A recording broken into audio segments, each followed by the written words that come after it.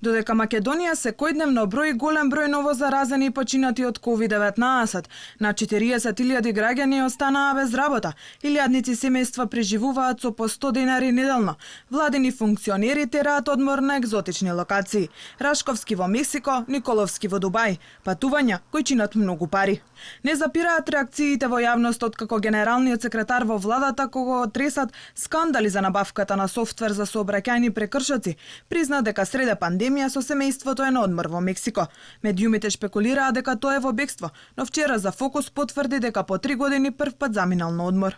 Нема место за сензација. На годишен одмор сум во Мексико. Заминавме на 14 и таму ќе бидеме до 31 овој месец. 3 години не сум бил на одмор, на сопругата и е роден ден. Следам се што се случува.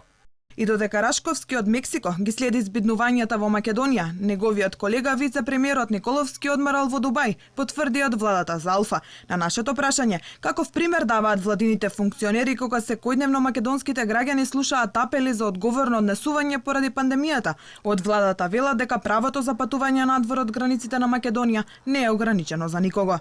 Заменикот на председателот на владата задолжен за борба против корупцијата и криминалот, одржлив развој и човечки ресурси Љупчо Николовски, согласно законот за работни односи од приватни причини, користеше одмор од 2020 година, во време трајање од 3 дена. Драги Рашковски користи годишен одмор од 15 до 31 март 2021 година.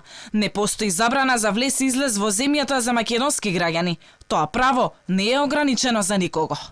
Луксузните хотели во Мексико и Дубај чинат цело богатство, а најголемиот дел од македонскиот народ не може да си дозволи ниту да стигне до таму.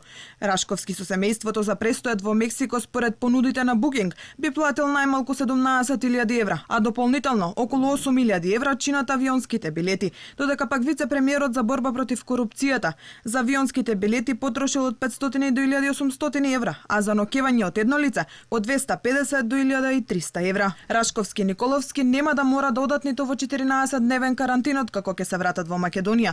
Министерот за здравство Филипче не сака да коментира индивидуални одлуки за патување, но кажа дека карантинот важи само за граѓани кои се враќаат од Африка.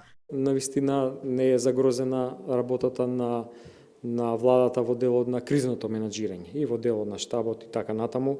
Така да во таа смисла навистина не би сакал, ќе повторам, да ги коментирам тие одлуки за патување. Инаку Рашковски е главна тема кај јавноста. Тој лани за 81.000 евра набавил софтвер за сообраќајни прекршоци за камерите од безбеден град, кој никогаш не бил користен, а софтверот го патентирал самиот тој. Јавното обвинителство чека евентуални насоки од Министерството за внатрешни работи и финансиската полиција како услов да постапат во врска со набавката на генералниот секретар. Ако тоа не се случи, од обвинителството велат дека ќе презема дејствие за откривање на кривичното дело и гонење на неговиот сторител.